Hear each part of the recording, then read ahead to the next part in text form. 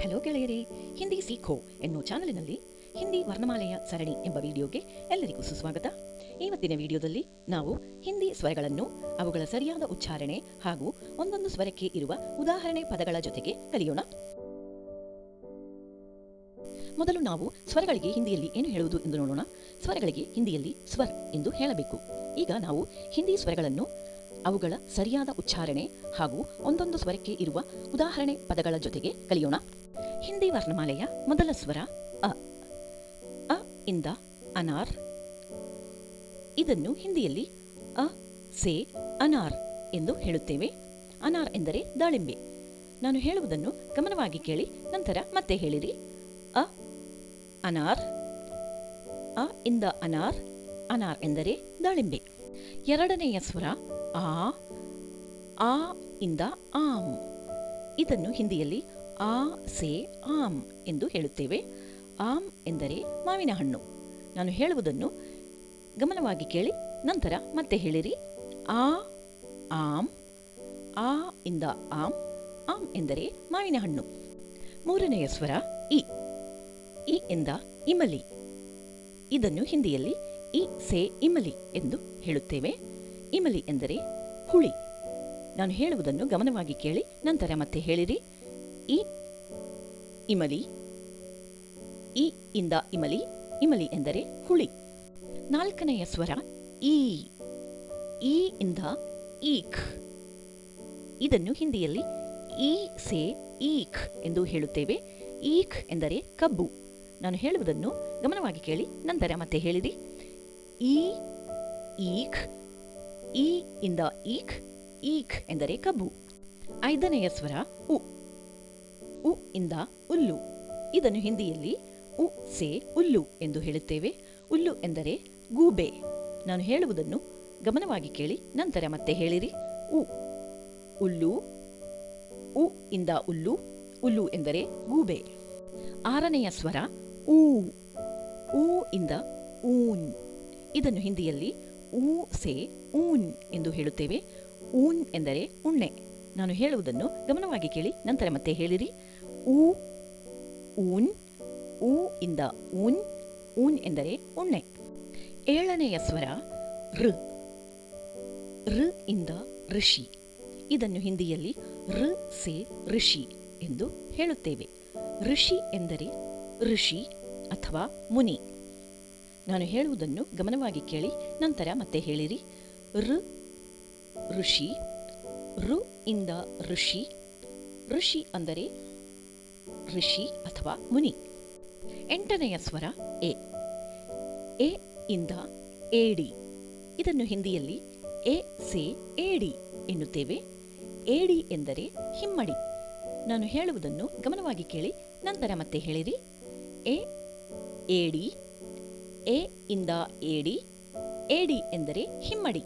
ಇಲ್ಲಿ ನಾನೊಂದು ಮಾತನ್ನು ಹೇಳಲು ಬಯಸುತ್ತೇನೆ. ಹಿಂದಿಯಲ್ಲಿ ಎ ಇಂದ ಪ್ರಾರಂಭಿಸುವ ಪದಗಳಿಗೂ ಎ ಇಂದ ಪ್ರಾರಂಭಿಸುವ ಪದಗಳಿಗೂ ಎ ಎನ್ನುವ ಒಂದೇ ಒಂದು ಸ್ವರ ಮಾತ್ರ ಬಳಸುತ್ತೇವೆ. ಹಿಂದಿ ವರ್ಣಮಾಲೆಯಲ್ಲಿ 9ನೆಯ ಸ್ವರ ಐ. ಐ ಇಂದ ಐನಕ್. ಇದನ್ನು ಹಿಂದಿಯಲ್ಲಿ ಐ ಸೆ ಐನಕ್ ಎಂದು ಹೇಳುತ್ತೇವೆ. ಐನಕ್ ಎಂದರೆ ಕನ್ನಡಕ. ನಾನು ಹೇಳುವುದನ್ನು ಗಮನವಾಗಿ ಕೇಳಿ, ನಂತರ ಮತ್ತೆ ಹೇಳಿರಿ.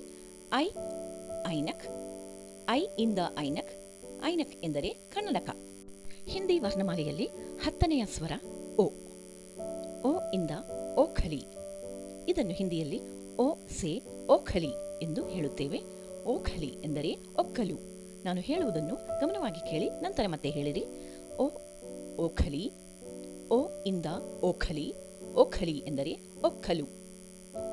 ಇಲ್ಲಿ ನಾನು ಒಂದು ಮಾತನ್ನು ಹೇಳಲು ಬಯಸುತ್ತೇನೆ. ಹಿಂದಿಯಲ್ಲಿ ಓ ಇಂದ ಪ್ರಾರಂಭಿಸುವ ಪದಗಳಿಗೂ ಓ ಇಂದ ಪ್ರಾರಂಭಿಸುವ ಪದಗಳಿಗೂ ಓ ಎನ್ನುವ ಒಂದೇ ಒಂದು ಸ್ವರವನ್ನು ಬಳಸುತ್ತೇವೆ. ಹಿಂದಿ ವರ್ಣಮಾಲೆಯಲ್ಲಿ 11ನೆಯ ಸ್ವರ ಔ. ಔ ಇಂದ ಔರತ್. ಇದನ್ನು ಹಿಂದಿಯಲ್ಲಿ ಔ ಸೆ ಔರತ್ ಎಂದು ಹೇಳುತ್ತೇವೆ. ಔರತ್ ಎಂದರೆ ಮಹಿಳೆ. ನಾನು ಹೇಳುವುದನ್ನು ಗಮನವಾಗಿ ಕೇಳಿ, ನಂತರ ಮತ್ತೆ ಹೇಳಿರಿ. ಔ ಔರತ್. ಔ ಇಂದ ಔರತ್. ಔರತ್ ಎಂದರೆ ಮಹಿಳೆ. ಹಿಂದಿ ವರ್ಣಮಾಲೆಯಲ್ಲಿ 12ನೆಯ ಸ್ವರ ಅಂ. ಅಂ ಇಂದ ಅಂಗೂರ್. ಇದನ್ನು ಹಿಂದಿಯಲ್ಲಿ ಅಂಸೆ ಅಂಗೂರ್ ಎಂದು ಹೇಳುತ್ತೇವೆ. ಅಂಗೂರ್ ಎಂದರೆ ದ್ರಾಕ್ಷಿ. ನಾನು ಹೇಳುವುದನ್ನು ಗಮನವಾಗಿ ಕೇಳಿ, ನಂತರ ಮತ್ತೆ ಹೇಳಿರಿ. ಅಂಗೂರ್, ಇಂದ ಅಂಗೂರ್, ಅಂಗೂರ್ ಎಂದರೆ ದ್ರಾಕ್ಷಿ. ಇಲ್ಲಿ ಒಂದು ವಿಷಯವನ್ನು ಗಮನಿಸಿ. ಎಂಬ ಅಕ್ಷರವು ಪ್ರತ್ಯೇಕವಾಗಿ ಬಂದಾಗ ಎಂದು ಉಚ್ಚರಿಸಲಾಗುತ್ತದೆ, ಆದರೆ ಅದು ಪದಗಳಲ್ಲಿ ಬಂದಾಗ ಎಂದು ಉಚ್ಚರಿಸಲಾಗುತ್ತದೆ. ಹಿಂದಿ ವರ್ಣಮಾಲೆಯ 13ನೇ ಹಾಗೂ ಕೊನೆಯ ಸ್ವರ ಚಿಹ್ನೆ ಅಹ. ಇದನ್ನು ವಿಸರ್ಗ ಎಂದು ಕರೆಯಲಾಗುತ್ತದೆ. ಇದಕ್ಕೆ ತನ್ನದೇ ಆದ ಉದಾಹರಣೆ ಪದ ಇರುವುದಿಲ್ಲ. ಈ ಚಿಹ್ನೆಯು ಪದಗಳ ಮಧ್ಯದಲ್ಲಿ ಅಥವಾ ಕೊನೆಯಲ್ಲಿ ಬರುತ್ತದೆ. ಈ ಅಕ್ಷರವನ್ನು ಹೆಚ್ಚಾಗಿ ಸಂಸ್ಕೃತ ಪದಗಳಲ್ಲಿ ಹಾಗೂ ಕೆಲವು ಹಿಂದಿ ಪದಗಳಲ್ಲಿ ಬಳಸಲಾಗುತ್ತದೆ. ನಾನು ಹೇಳುವುದನ್ನು ಗಮನವಾಗಿ ಕೇಳಿ, ನಂತರ ಮತ್ತೆ ಹೇಳಿರಿ. ಅಹ. ಇದನ್ನು ವಿಸರ್ಗ ಎಂದು ಕರೆಯುತ್ತಾರೆ. ಇದನ್ನು ಅಹ ಎಂದು ಸ್ಪಷ್ಟವಾಗಿ ಉಚ್ಚರಿಸಬೇಕು. ಇದುವರೆಗೆ ನಾವು ಹಿಂದಿ ವರ್ಣಮಾಲೆಯ ಸ್ವರಗಳನ್ನು, ಅವುಗಳ ಸರಿಯಾದ ಉಚ್ಚಾರಣೆ ಹಾಗೂ ಪ್ರತಿಯೊಂದು ಸ್ವರಕ್ಕೆ ಇರುವ ಉದಾಹರಣೆ ಪದಗಳ ಜೊತೆಗೆ ಕಲಿತೆವು. ಇದು ನಿಮಗೆಲ್ಲ ಸರಳವಾಗಿತ್ತೆಂದು ನಂಬುತ್ತೇನೆ. ಗಾಬರಿ ಪಡಬೇಡಿ, ನಿರಂತರವಾಗಿ ಅಭ್ಯಾಸ ಮಾಡಿ. ಅತಿ ಶೀಘ್ರದಲ್ಲಿಯೇ ನೀವು ಇದನ್ನು ತಪ್ಪಿಲ್ಲದೆ ಆತ್ಮವಿಶ್ವಾಸದಿಂದ ಉಚ್ಚರಿಸಲು ಕಲಿಯುತ್ತೀರಿ. ನನ್ನ ಪ್ರೀತಿಯ ಗೆಳೆಯರೇ, ಈ ವಿಡಿಯೋ ನಿಮಗೆಲ್ಲರಿಗೂ ಪ್ರಯೋಜನಕಾರಿಯಾಗಿತ್ತೆಂದು ನಂಬುತ್ತೇನೆ.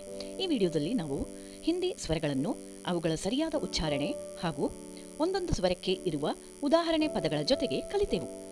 ಈ ವಿಡಿಯೋ ಪ್ರಯೋಜನಕಾರಿಯಾಗಿದ್ದರೆ ದಯವಿಟ್ಟು ಈ ಚಾನಲ್ಗೆ ಸಬ್ಸ್ಕ್ರೈಬ್ ಮಾಡಿರಿ ಹಾಗೂ ಈ ವಿಡಿಯೋವನ್ನು ಲೈಕ್ ಮಾಡಿ ನಿಮ್ಮ ಸ್ನೇಹಿತರೊಂದಿಗೆ ಶೇರ್ ಮಾಡಿರಿ.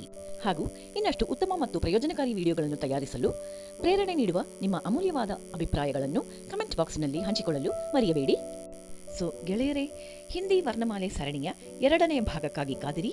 ಅಲ್ಲಿಯವರೆಗೆ ಸಂತೋಷವಾಗಿರಿ, ಸುರಕ್ಷಿತವಾಗಿರಿ. ಹಿಂದಿ ಸೀಖೋ ಎನ್ನೋ ಚಾನಲಿನ ಹಿಂದಿ ವರ್ಣಮಾಲೆ ಸರಣಿ ಎಂಬ ವಿಡಿಯೋದಿಂದ ಸೈನ್ ಆಫ್ ಮಾಡುವುದು ನಿಮ್ಮ ಸೀತಾ ಸುಂದರ್. Thank you.